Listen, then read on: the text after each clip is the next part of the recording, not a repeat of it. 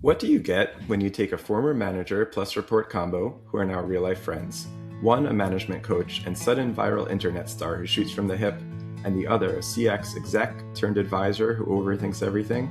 This podcast. Welcome to the business of humans. I'm Joe, founder of CX Joe Advisory and the Overthinker. My partner in crime is Lynda. She's the founder of Leveled Up Leadership and the Internet Star. Join us as we talk about business, relationships, humanity, success, and also failure through the lens of friendship, heaps of radical transparency and honesty, and zero BS. Let's get started with today's episode. Hi, Joe. Hello, Lynda. How are you feeling today? I'm well. How are you? Doing very well. Good. Excited for today's podcast and some amazing guests we have on, and a Yes. really important topic, and sort of loosely related to the pod, as I think we do in our other updates and thoughts. But today's pod and the week I've had was causing me to reflect on sort of the richness and diversity of this moment in career that each day represents for me. To Yeah. have this just coming up on a Friday is really special. And as I look back on the last week or two, it's really fun in this advisor consultant moment of life to kind of hop around between different industries hmm and hmm just like folks of all walks. And I've even been doing a little work. I can't remember if I mentioned this in the pod, but with a company that has an international presence and is first kind of expanding out into the US. And hmm so really interesting dynamics come up because I'm consulting them partially on their go-to-market strategy. And then within that, just even as we're working together and finding our rhythms, these interesting moments come up of like, we don't communicate or work that way in Germany or Prague. Like, interesting. And I'm like, interesting. That We is overshare interesting. and emote, and I'm intense and extra. Like, yeah, but it goes over pretty well here. And they're like, wow, odd. Yeah. Yeah. I remember working so I launched a call center in Ireland. And it was my first time launching a call center out of the country. So I had launched call centers within the United States and Canada, but this was the first time I'd launched something in it for Europe, right? And I remember very much the disconnect of CSAT. So CSAT stands for customer satisfaction. Mm-hmm. And, in the United States, it's like if you're not hitting 90% CSAT, like you're failing as a Yeah. business, right? Yeah. And our European operations were coming in at 70.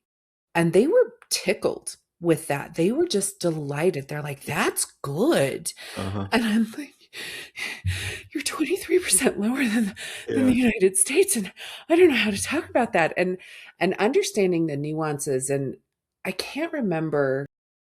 Oh, I was talking to somebody from Austria who was visiting here in the United States.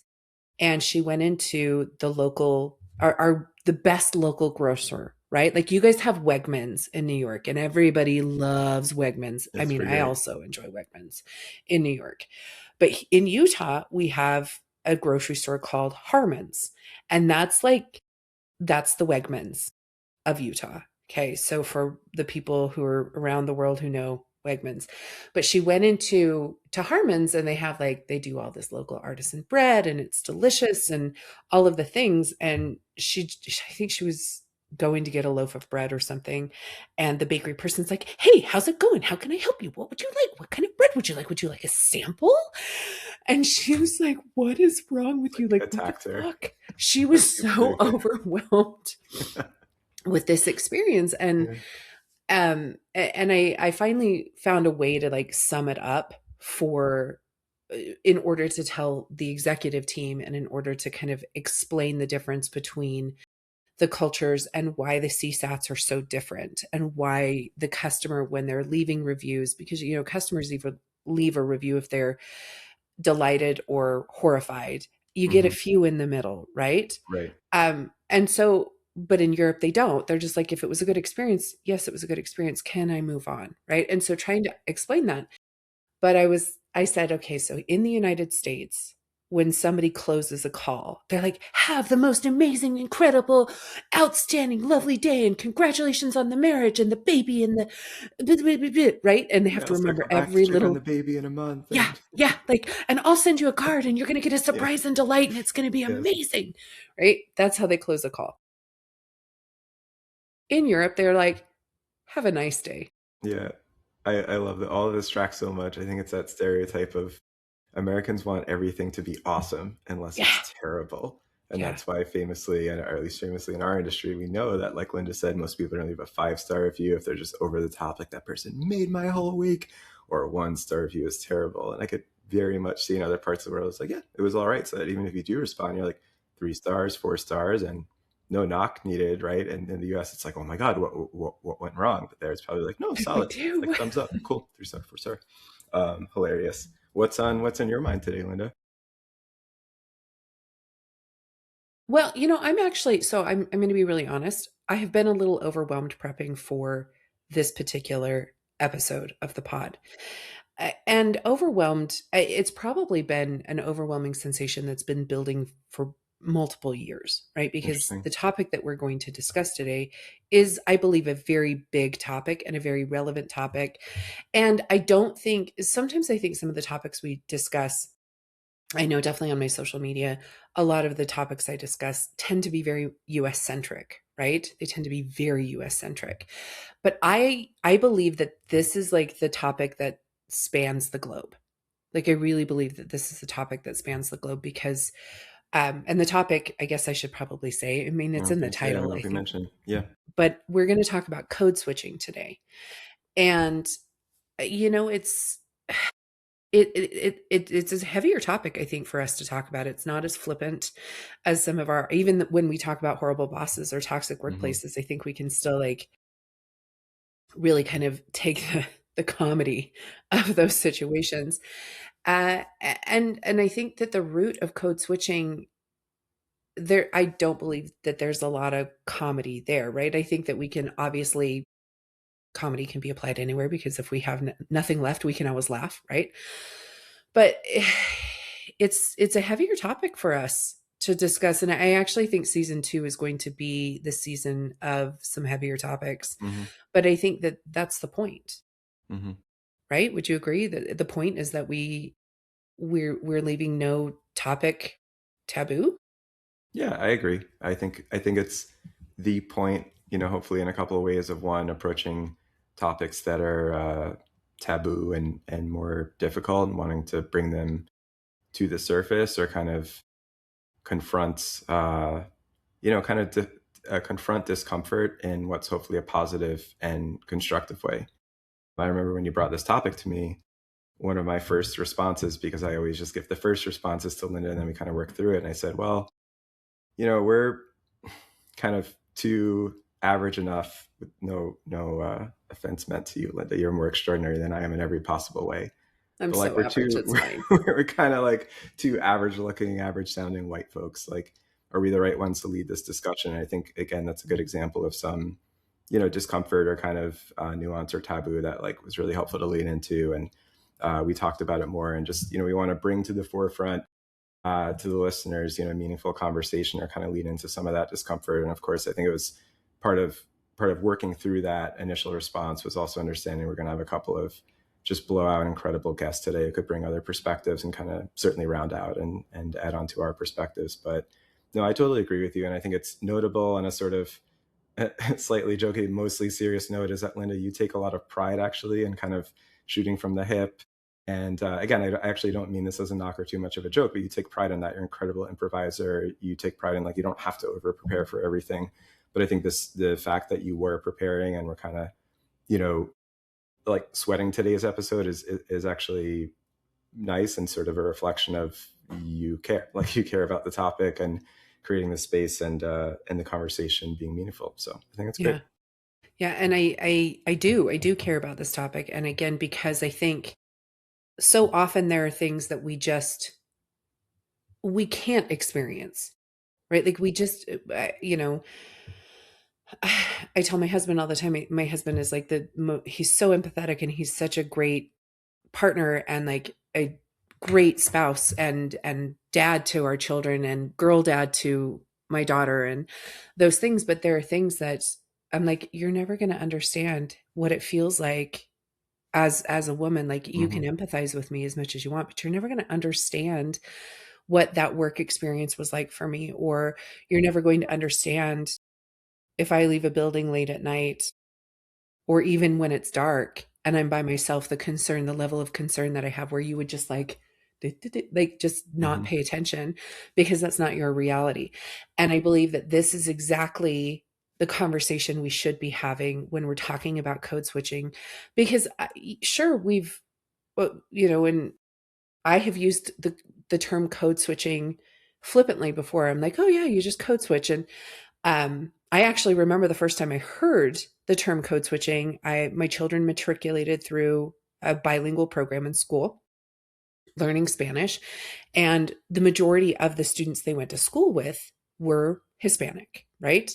And so the teacher was telling us a little bit about how these kids had to code switch, and it didn't really sink in to my brain what the impact of that. And really, when I started hearing the conversation about code switching and really diving into how much harm it can cause the individual, was during the Black Lives Matter movement, right? And one of the best series that I watched on YouTube to kind of educate myself, it was Uncomfortable Conversations with a Black Man.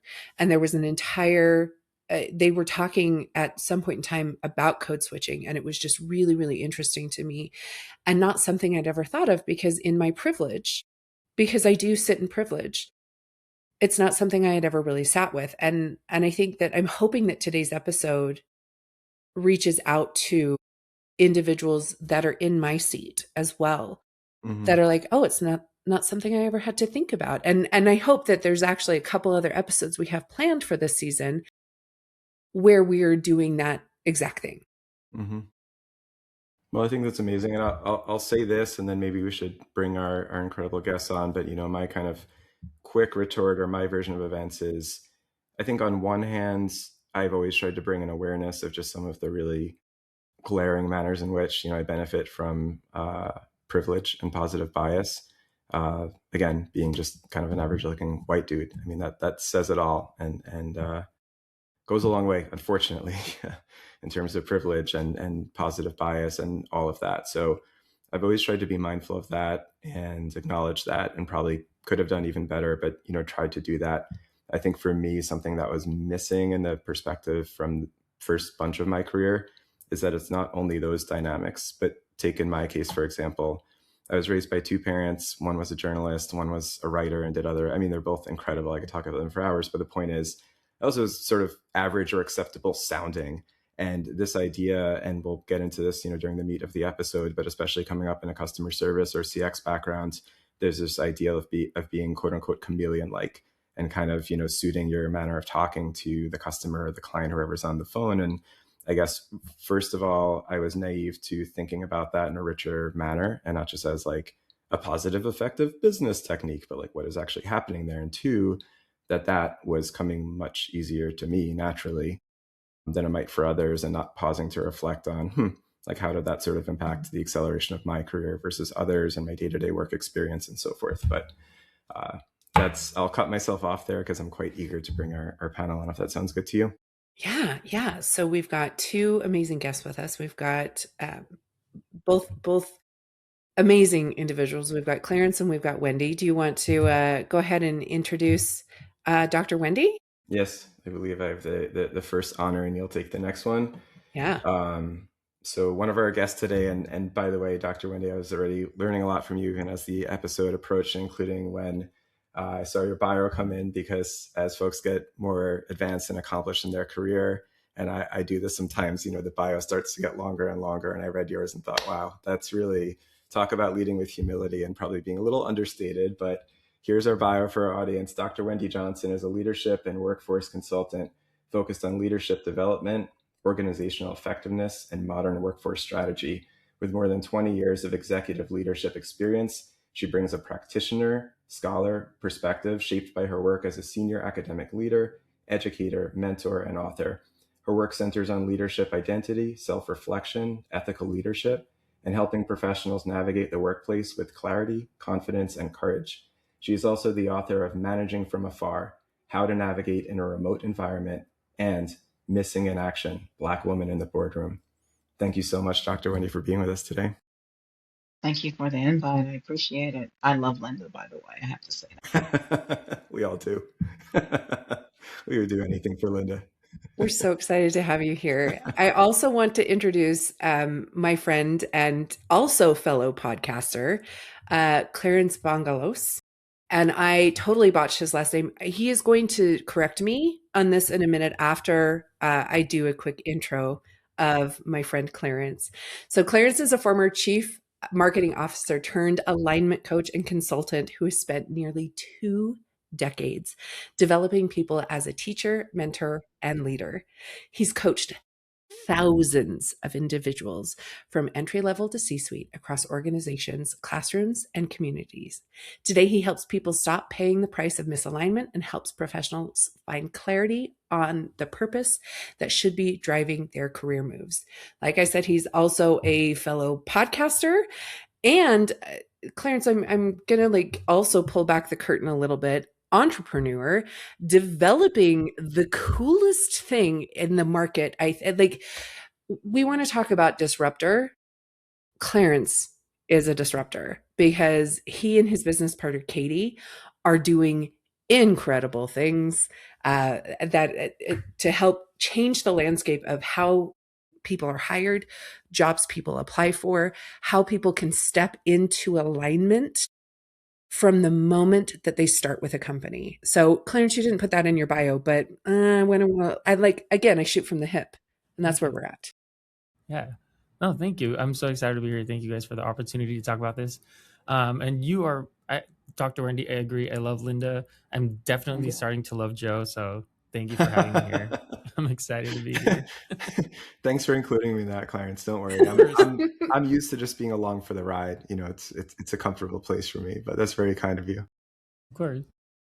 Well, we're so excited to have the two of you here today. And again, Joe and I really touched on this earlier in the conversation and talking about the fact that, code switching is something. And I do think, again, as a person, as a woman in business, there is this much, like a teaspoon worth, right? But I don't think that it has the same kind of impact that it does on others.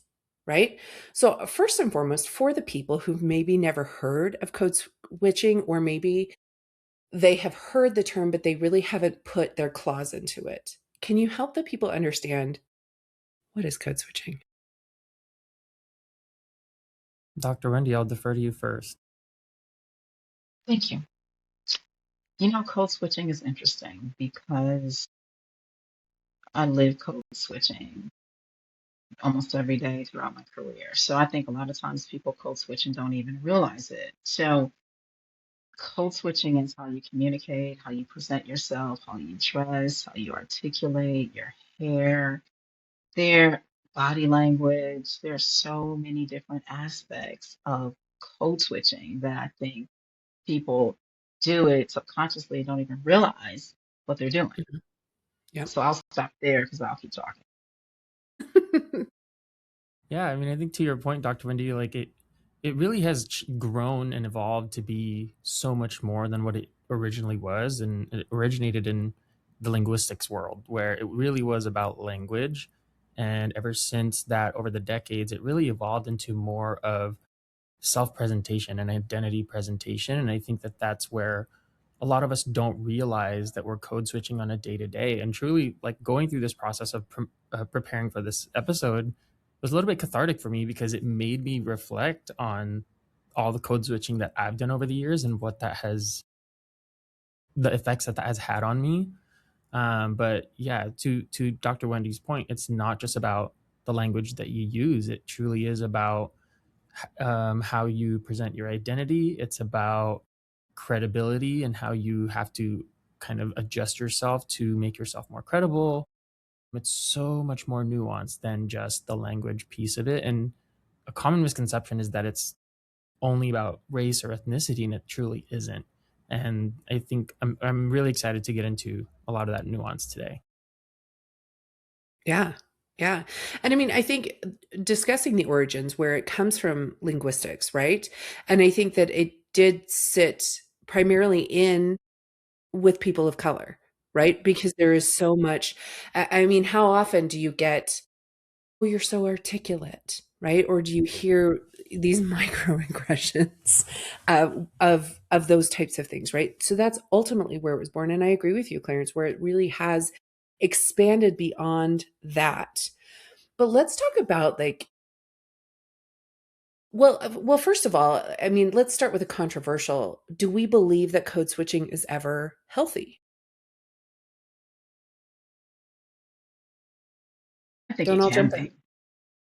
I think it can be if one doesn't think that it's required as survival. Is what is the conversations that I've had, and this has come up multiple times with me because actually my dissertation revolves around a lot of it, being that the topic was the perceived image of African American women in corporate America. So it was heavy code switching. That's when Linda sent me the message. I said, "Oh my gosh, absolutely, I want to participate in this conversation." So I think it can be. It's just that people cannot lose their identity when as they're code switching, if you will. It cannot be considered an aspect of survival. Is is what I'll say. So, that question comes up all the time. I don't think it's unhealthy. I just don't think you have to be very cognizant and not lose yourself because that can happen as well. Yeah, no, I'll echo that. I mean, I think it really is about, again, not having it be a survival method. And I think the more important piece that Dr. Wendy said is that you have to be cognizant of it. If you're aware of it and you have enough of the self-awareness to be aware that you are actively code switching and be able to kind of mitigate the effects of that, then I think it can be healthy. And there is a strategic aspect to it as well, of for people Mhm. like myself who I had to code switch to get to where I wanted to be. And as I was going through that process, I was constantly thinking about what I was doing, what that might be, what the effects of that might be, and asking myself questions. So constantly reflecting. Though I will say that was not always 100%, but I think if you have enough of the awareness, it can be healthy. And if you're actively choosing to code switch because you're trying to achieve something, I think in that regard, it can be healthy. And I will pose a question because as I was thinking about this, Lynda, you know this about me. I take things into a million Take different it. directions. Go. But Yes. when, and this is what I was saying earlier about it's not just about race or ethnicity. Because when you think about, Joe, you were talking in your intro about your experience in CX and having to do a little bit of code switching. And it's the same in marketing where we have to speak to the audience and learn how to shift our messaging and shift the way that we speak, our tone, the words that we choose.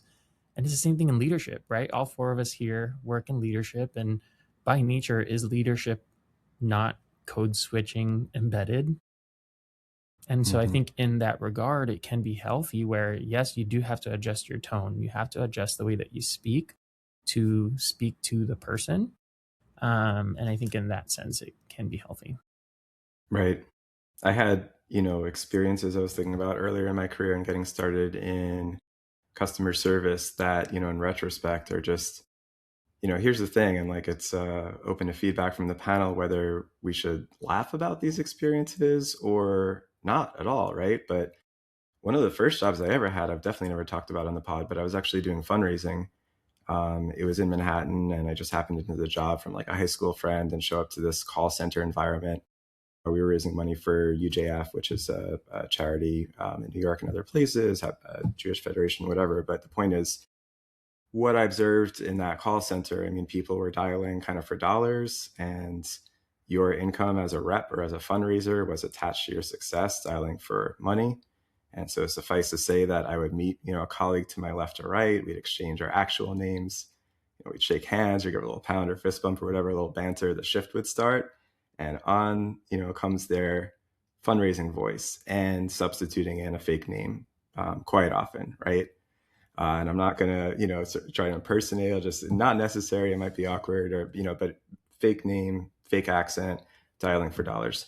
My career goes on, and start out. And now I'm on the phone. And my first job ever, we'd have customers call in. My job was to answer questions for them. It was like local leisure stuff, pretty light industry, and try to sell them tickets. And one call might be for somebody in Charleston, South Carolina who wants to go on a carriage tour. And the next call was from a customer looking for a hip hop tour in New York, which was one of my personal favorites. And I'm thinking back, to the different me that I brought on one call versus another. And honestly, that was part of the customer service training, again, was to be chameleon like. Or then you take it to a client level and the operators of these tours. And we were doing the same thing in my company. One person gets a y'all and one person gets something different. And, it's cringy to look back on. But I was thinking about, my view on like whether this is okay or not. And I think both of our guests brought up a really interesting point of, again, you're operating from a position of privilege, I think, when it's voluntary and when you don't feel like your success in your workplace or your career arc is really determined on whether you have to code switch. For me, it was almost fun, right? I was like, I could sell some more tickets and come up in my career even faster. But if I was less effective at code switching, I probably, would have still done okay or been embraced in my internal kind of workplace environment, which is another distinction. And I'll kind of land my plane here, but that I'm curious about, is maybe it's more, I don't know, okay or acceptable when it's customer and client facing and you're doing it in a spirit of customer service and wanting someone else to feel comfortable, versus Mm-hmm. when I now think about the need to code switch in an internal workplace and where our, career trajectories and kind of livelihoods are attached to it. It feels to me as less okay ever. But this is where I throw it back to the group. I do want to know what your fake name was, though. I mean, before we can move Yeah. on to the like really important question where we're going to like emotionally spend some time, I Mm-hmm. do need to understand what your fake name was. Well, I'll give you a little bit more if you're curious. And I think it's honestly, it relates to the larger point here, which is that I didn't have to do too much. I didn't feel a pressure to change too much about myself. So I was Joe or maybe Joseph, where somebody to my right, whatever this gentleman's real name was, he would literally call as Mordecai, let's say, for example, because he thought that would be more endearing for the person that he was dialing and more likely that he would, receive those dollars if he changed his name. So as per the norm in my life experience, I didn't really have to change too much and was kind of just whistling and going through my life experience. But I'm reflecting now on these moments that at the time seemed humorous. And now in retrospect, I'm going like, it's kind of heavy. I wonder if that person kind of Yeah. had to carry that with them after that experience. Yeah. I mean, that's really interesting. And I think such a good, again, when we sit in these positions and we're having these conversations and we're helping people understand the concept and what a great way, I think, to look at it and reflect and be like, "Ooh, well, that's not something I ever considered. But now that I have, you're changed and you can think about that going forward and how we apply that at work and help the people who are listening." Dr. Wendy, Clarence, what's your take on that anecdote or just addition other ways? For me, from a leadership perspective, I think code switching, I've always tried to make a concerted effort to dispel a lot of the social media advertising kind of stereotypes, if you will. Hmm. Is the term is exactly what it is this the advertising stereotypes that exist because it's Clarence mentioned it, when you're code switching, a lot of times, you're in your head. And this is for me where I was at. I'm going into this meeting and a lot of times when you're code switching, you're asking yourself various questions as you enter the room and you're at the table. Got to be very cognizant of what you say. And then it's all just the process of code switching is what you go through when you enter these rooms, when others aren't in the room and you're in the room. I mean, it's just this huge dynamic of code switching that I have gone through my entire career. So that's why from a healthy perspective, you just have to be very aware and not let it overcome you because it can, especially if you are end up in many instances the only one at the table. So it can be a lot of pressure.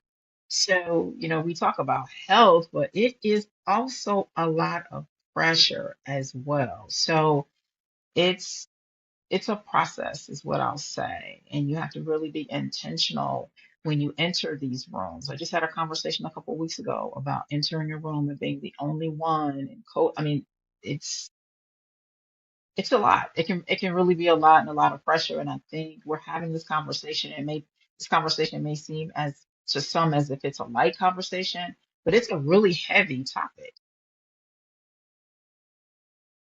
It really is.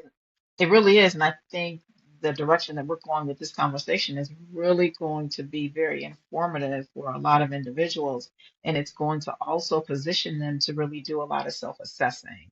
That's why I was so excited about it because my goal today is to provide the listeners the information that's needed for them not to, so that they don't overthink and Mm. Mhm. stress and obtain a lot of the anxiety that goes along with coaching. I did want to ask you, and like probably any of these questions are impossibly general and thinking about your whole careers and life's experience, but I'll still push forth. I'm curious, as your career has gone on and you've walked into so many of those rooms, do you think of it as your career has gone on? Is it more about meeting the room where it is and conforming to probably this very narrow, specific view that is living in that room of how everyone should talk and act and be? Or as your career has gone on, has it been more about actively trying to shift that narrative and that narrow expectation? Trying to shift the narrative, Yeah. honestly, is where my Hmm. focus has been. Honestly, the more I think about it and we're talking it through, I think that's where my focus has been because I've had staff, even to this day, they come to me consistently asking, "How did you get where you're at? You were invited to that meeting.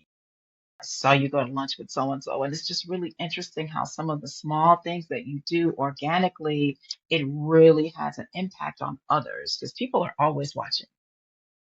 They're always watching, they're always listening. They are. And a lot of times we don't think about it. So I've tried to be very cognizant of that, as well as ensuring that I don't change myself because of being invited and being in those rooms and at those tables, if you will. Hmm.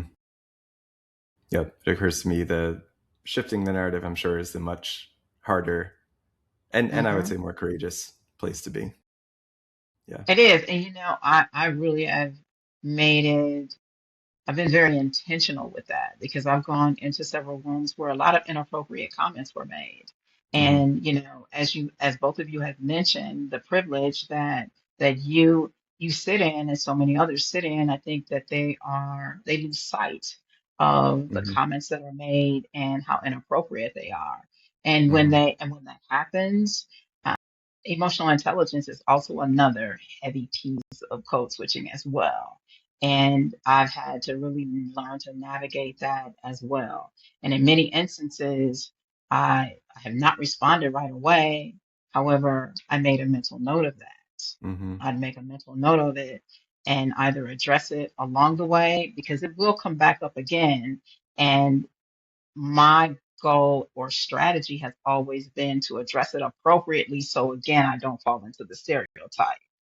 Hmm. So it's just so many moving parts to it really is. The more I think about the rooms and the meetings that I've been invited in and how I needed to respond or not respond to. Hmm. So I'll pause there. I love Clarence, that. I lots of nods of like I could see the wheels spinning for you, Clarence. Yeah, I mean, going into this conversation, really, I have to pause a lot and think, because I think for me, code switching has been so embedded into who I am. I mentioned at the beginning of the show before we started, I think I mentioned it to Joe. I was born in the Philippines, and I spent the first 10 years of my life there, and then I came to the U.S. back in '98, and I think the experience of going from a third world country to a first world country at such a formative age forced me to have to code switch, to have to assimilate to the culture and really become this new identity at such a young age. And I think that very early on, I had to learn how to code switch. And obviously I didn't name it that at the time. And truly, I didn't name it that until this past year when I got out of corporate world and really had time to slow down and reflect on all the things that I had to do, all the things that I had to unlearn, going from that environment to self-employment and having the freedom to function the way that I want to function. And so I had to pause a lot because I really didn't even name it code switching for really the entirety of my life. And so understanding code switching and what it truly means has been a process for myself. And so I want to make sure that I pause and really think about how I'm responding to these things. But to Dr. Wendy's point, it is like the very strategic nature of it, I think, is one of the things that people don't really recognize become so embedded in us, because for the longest time, I prided myself on being a strategic person. It was one of the things that I always bragged about, of like, before I speak, I think about 10, 20 different possibilities that could come from what I'm about to say. And so I have to adjust what I'm going to say based on how I envision those things playing out. And I always just understood it as that I'm naturally strategic. But in doing the work of understanding things like code switching, I realized that it's rooted in that. It's rooted in throughout my life from 10 years old to now. I've had to learn to be aware, be cognizant of what's going to happen if I say this. How is this going to be perceived? What is this going to say about me? And so as an adult, understanding that that strategic skill that I have comes from a place of having to assimilate, having to present myself a certain way. That was a huge kind of eye-opening moment. And I think that's the biggest thing when it comes to coaching that people don't realize, because we all do it. Like, it's not unique to myself or Dr. Wendy or people from our cultures. Like, people do it every day where they're having to be strategic about what they say. And I think we tend to downplay where that comes from or the effects of that. But conversations like this really surface what we need to understand about the effects of that. I love that. And one word that we continue to use throughout this conversation, and I really want to kind of, for lack, I'm going to go into corporate, Lynda. I want to double click Yeah. on that, right? But the word that we keep using is survival. Mm. And I think that, initially when we look at when code switching started to be studied and it was given a name and it was really introduced as a concept and a theory and then proven out, right? It started in survival, right? And we've talked a little bit about how we survive in the boardroom, but how does that then translate to survival at home? Because again, like we spend a ton of time at work, and I have a good friend, and Clarence has a good friend, Marcus, who shared with me that sometimes he does more code switching in his personal life than he does at home, right? In order for him to feel part of a group or part of his community.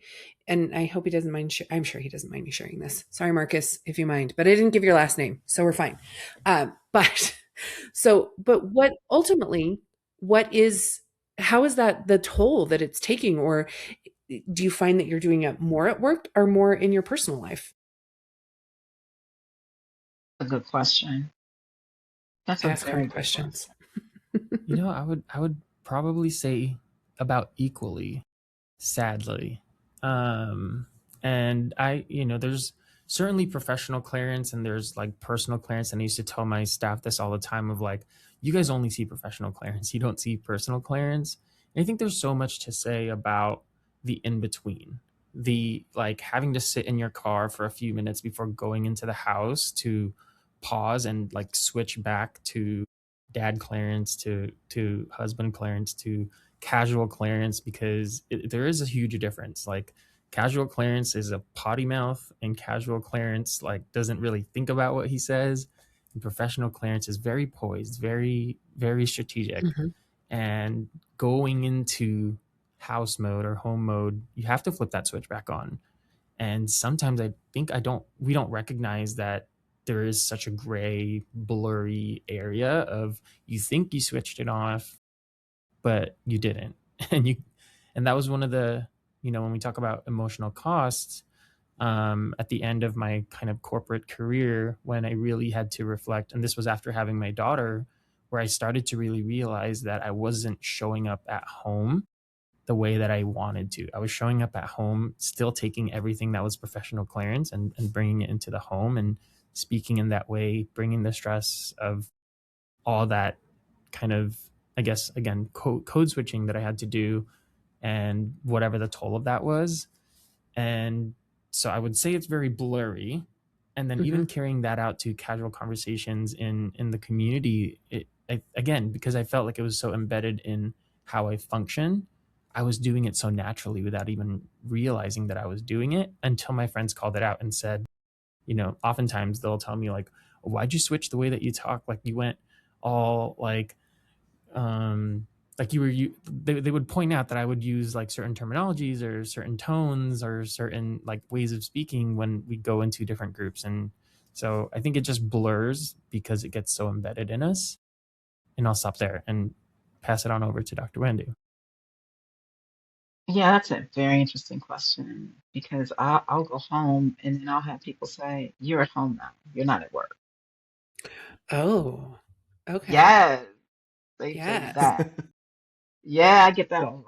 And they're like, "Okay, stop. You're not organizing or leading or directing and doing these different. You're at home now." So there are times that I'll sit in the car thinking I'm switching it back to home, but I'm still in work mode. I agree. It can be blurry at times. However, I will say I have to make a concerted effort to switch it back when I go home. I really do.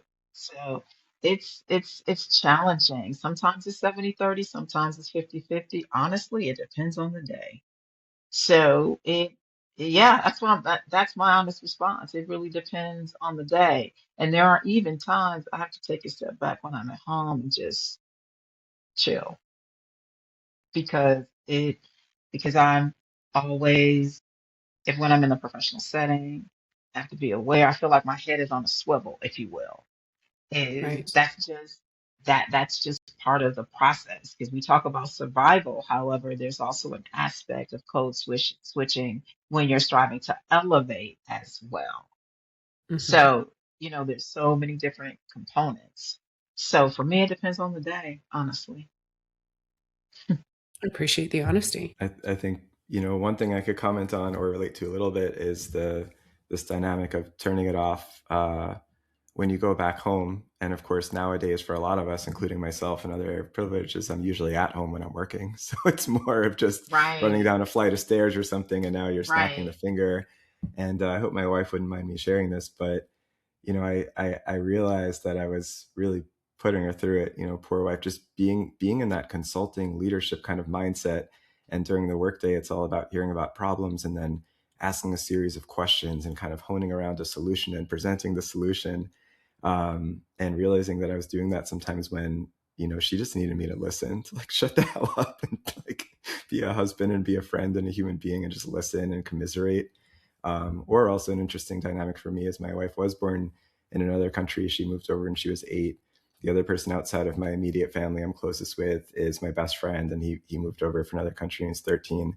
And I think eventually, even though I'd really be very genuinely self-critical how long it took for me to kind of mull on some of these thoughts or have them break through, but just again around language, and just being really guilty of, I think, early in my career, again expecting that everybody would conform and meet in such a tight, narrow, common place in terms of the way we were speaking and carrying ourselves, and not even always being mindful of there could be one or more people in the room for whom English is their second language.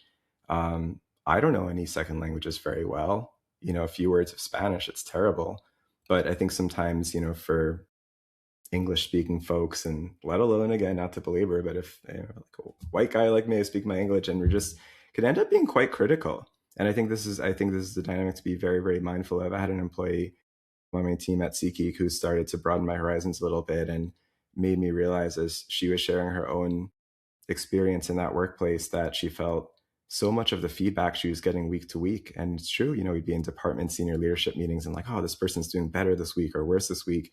And she helped to illuminate for me that a lot of it was really just tied to this gargantuan sort of effort that she had to put forth to sound like the rest of us, and really just all around the way that she was presenting herself and the words she was choosing and sounding, damn similar to the rest of us. Whereas really like the substance of her ideas and her work were consistently phenomenal. And I always will like give that person a lot of credit for just making me a teeny bit more self-aware of some of these dynamics. Yeah. Yeah. I'm And I really think good at posing a million thoughts and not framing into a question. It's one of my areas of specialty. But we're just chatting, right? we were just chatting. We were sharing our experience.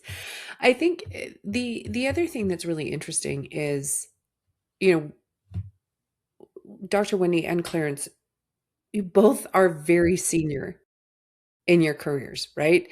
And you have made it to the tippy top of the top. And now you're advising others, right? You're going into organizations. And Clarence, you and I at length have discussed how you're trying to really fix things from the inside out, right? You're going so far as you're developing a platform to fix things from the inside out. But what are some tangible things from both of you, right? Sitting at the very tippy top, right? Being at the top and sitting down and like looking down. What are some tangible things that you can give the listeners? What are some things that we can give them? Number one, to either like help them cope or help them survive, or help people who are in, sitting in seats of privilege. How can we show up for the people? What can we do? Like if we're fixing things from the inside out, and Dr. Wendy, you also spend time doing a lot of this too. And I think you spend so much time with executive teams fixing it from the top. And what are tangibles? What are things that we can give the people to help them either identify, have those conversations? I mean, listen, when you said that people are like, you're home now, I have a similar story. My kids would be like, Mom, I don't need you to manage me right now. I don't need you to manage me. Okay. And if you knew my kids, well, Joe knows my kids, you would know that that feels very much like my children to say that. But like, Too what are funny. some tangible things where we can identify that we are either showing up and going like, you're at home now, right? Or, and I don't even love that statement because it feels like I hurt a little bit for you when you said that. But like, what are tangibles? What are some things that we can do to either help the people identify, help the people be advocates, help the people feel seen, or help the people move from survival mode into like, no, this is okay, right? Like, what can we do? Do you want to I'll take it, Dr. start. Wendy? Yeah, I'll start. I'll probably have more to say when you talk, Clarence, but I think the first thing that stands out for me is, don't overthink it. I think that's probably one of the bigger mistakes I made is just overthinking it. I'd say stop doing that. And then, imposter syndrome has also a lot to do with it as well. So, a lot of times I find individuals come to me that are definitely qualified to step into some of these rooms and take things to the next level. However, they get in their own heads and they let imposter syndrome overpower them elevating to the next level. Next thing is, courage. Courage is a big one. Courage and confidence, those are the C's that I find myself talking to people about all the time. Is, people strive and they have goals and all these different things, but you got to have the courage and the confidence to do these things, to sit in these rooms when you're by yourself. It takes courage to do these things. So, you can't be afraid to take those steps. So, and this is actual information that I say to people. I share with individuals all the time, whether I'm at a conference, presenting at a conference, mentoring, whatever it may be. I think those are the top three things that stand, top three or four things that stand out in my mind that I've actually shared with individuals so they can get out of their own way and get out of their head, if you will. So I'll start there, but I'm sure I'll have more to say. Okay, but I want to zoom in on something really fast. How does somebody find or the beginning steps of courage? Right? I think that it's kind of like when I tell people to delegate, I'm like, just delegate. And they're like, what does that mean? What does courage mean? What does it look like? Or how does somebody start with courage? Okay, good question. there's never going to be the right time. And I think that's probably the biggest thing is people always, they don't make moves because they're waiting for that right time. And gotta get that courage to just do it. You can't Mm-hmm. just sit back, oh, I'm going to wait for a year or 6 months or till I get this or that. Why? I've said that to probably 5 people here that I talk to, mentor, whether they come to me, it's a conversation or what. I was like, what are you waiting for? You're the way things are going, you'll never be ready. It's not going to always look the way you want it to look. Just do it and then let the chips fall where they may, but at least you took that step. So that to me is what takes for that person to have that courage is to make a move. You got to make a move. Mm-hmm. And I just said this to a person last week. I said, guess I actually said, I said, I guess I'm struggling with understanding why you just haven't made a move. Just do it. Well, it's not the right time. Why? That's what I find myself saying is, so why isn't it the right time? Mm-hmm. And then I get silence. And the silence is you really don't have an answer. So you're just getting in your own way is what I typically find that happens. So, Mm-hmm. and I'm saying this because these are a lot of the things that I had to say to myself. So if because I wanted to do this and elevate up, but I was getting in my own way, saying, "Oh, it's not the right time. I'm going to wait until I do this," and then I ended up talking to someone, and they ended up saying the same thing to me. So that's my response to that, and that's what I've said to people. And when I say that, it seems as if it lights a fire because that's what I want to do. I want to light the fire. I want to Mm-hmm. light the fire that's going to position you to take that step, not to keep sitting back and letting year after year, month after month go by, and you're not doing anything. That's Mm-hmm. always my objective when I'm Mm-hmm. mentoring or at a conference or doing whatever I'm doing is I want to light a fire. Love that. It's Clarence, awesome. what tangibles do you want to share with the people? Yeah, so first I want to add a little bit of my perspective on the courage question because I think it's such an important question. And talking about topics like this, code switching, does take a lot of courage. And I will say for you guys to bring this onto the show takes a lot of courage that I think a lot of leaders can take as an example of just being willing to have the conversation. But courage comes from fear, or the opposite of courage is fear. And so for me, to the answer to how do you find courage is go back to the fear and ask yourself what you're afraid of. And this comes from kind of the philosophy that I've gained throughout my career of leading with curiosity and do just that. Like lead with curiosity, ask yourself what you're afraid of. Is it that you're afraid of how you're going to come off for even asking the question? Is it that you're afraid of whatever repercussions, or is it that you're afraid of the narrative that you've built in your mind? But ask the question of why you're afraid. And by asking those questions, you'll find the courage. So I'll start with that from an intangible standpoint and to answer the courage question. But to Dr. Wendy's point, like don't overthink it. Like everybody code switches in some regard. And so use that as a common thread, as a common ground that we all have a share. I'm going to use this carefully, but a shared experience to an extent where we all do it in some form, but what is different is the cost of it. What is different is the depth of the experience. And that's where the leading with curiosity comes into play is don't be afraid to ask questions and don't feel like you have to water down your questions. Like the willingness to have the conversation is in and of itself the most valuable piece. And so lead with that curiosity, ask the question.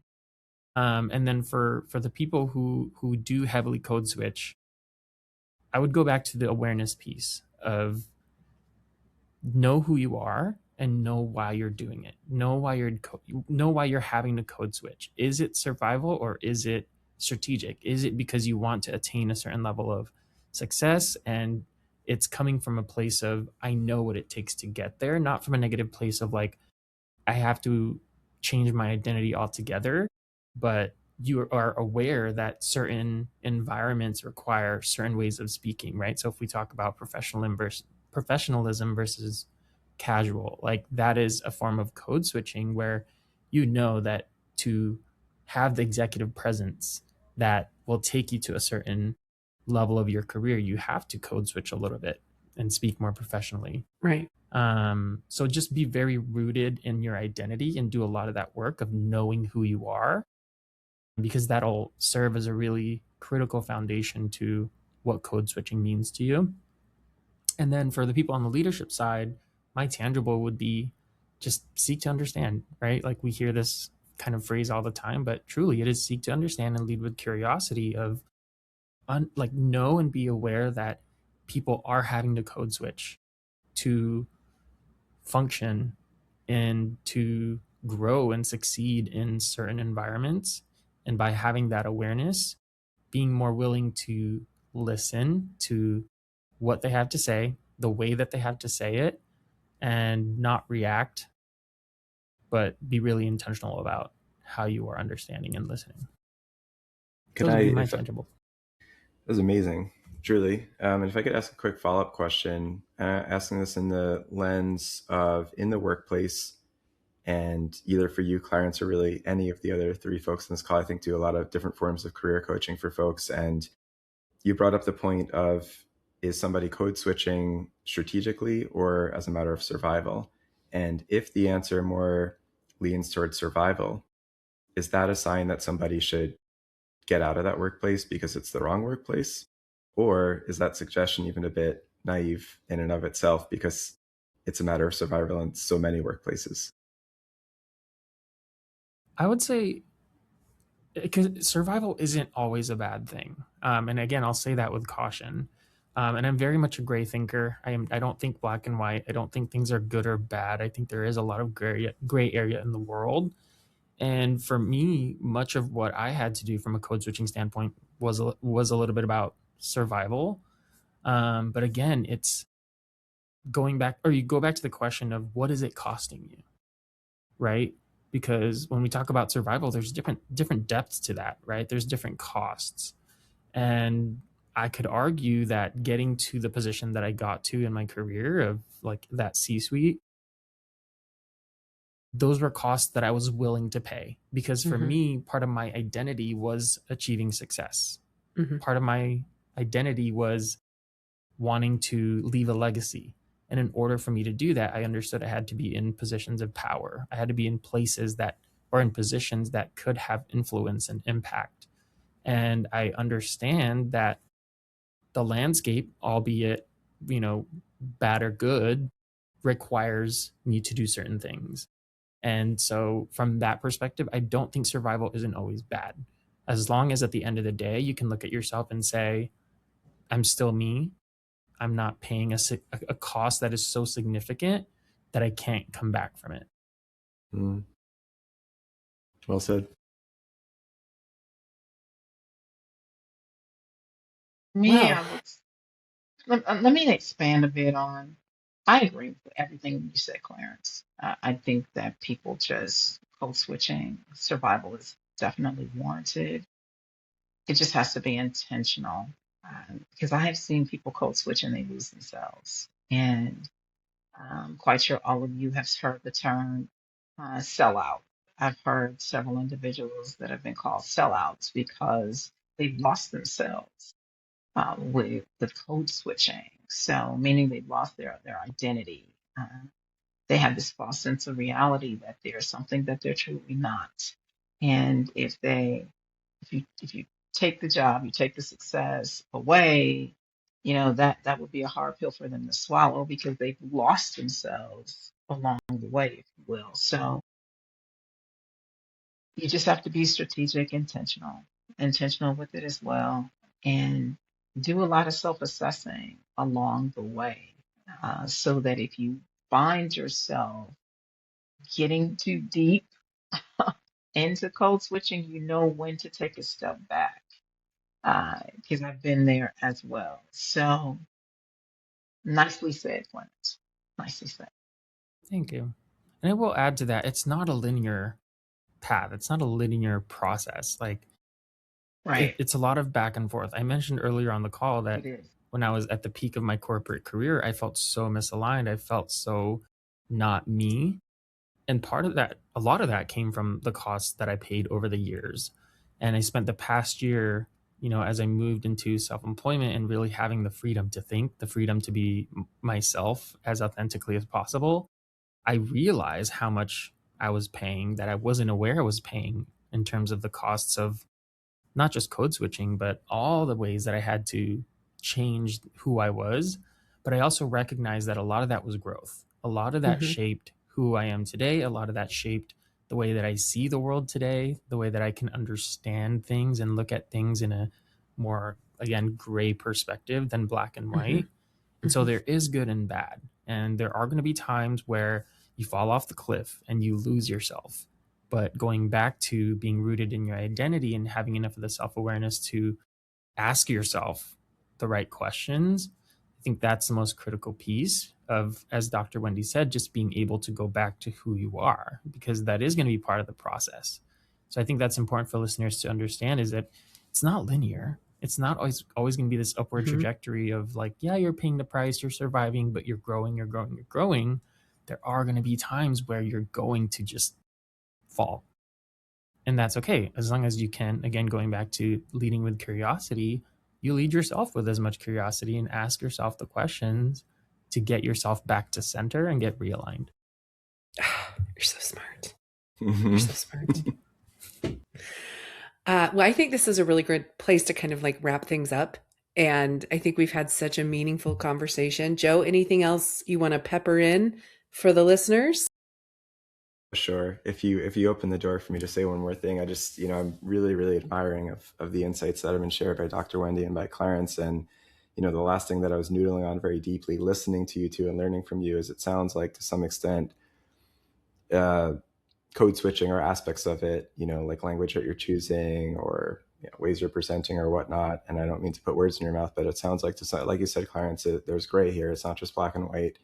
And that in some cases, it sounds like you're comfortable, strategically kind of thinking about those dynamics and how you're presenting and get from point A to point B.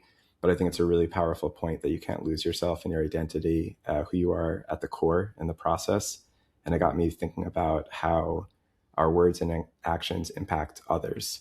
And that's really where I was just like going off the deep end thinking in my head. But again, I'm very grateful for it, just very thought provoking. And I know for me in my career, very sort of what I consider mild, sort of very first class, maybe privileged ways that I've felt the need to code switch.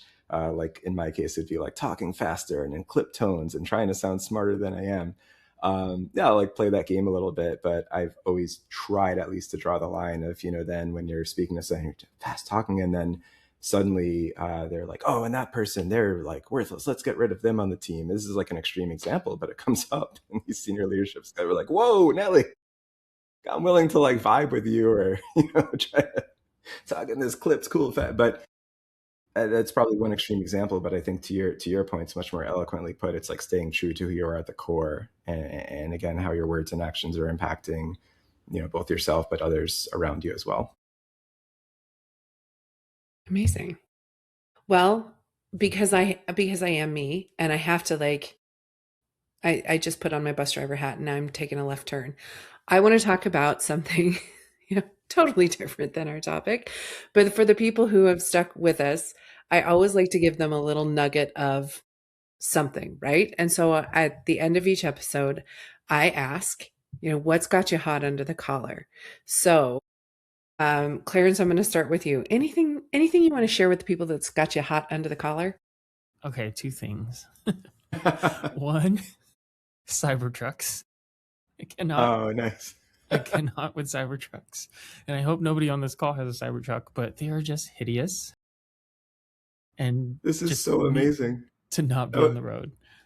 That was Lynda's 1 week, by the way. Was it really? Yes. And my two young boys, they get excited when they see Cybertrucks, like, yay. And I actually told them, Lynda, about it. I was like, my friend who I do the podcast with, she hates Cybertrucks. And they were like, oh, why? I'm going to send you the picture. Clarence, I'm going to send it to you as well. There's a guy down the street who owns a nursery who has a Cybertruck. And every now and then he pulls a dumpster behind the Cybertruck. It's glorious. My best friend also loves Cybertrucks, and it's gotten to the point where I think it's like, if you guys remember slug bugs, like with beetles back in the day, it's kind of like that with Cybertrucks, where you see a Cybertruck and people are like, Cybertruck.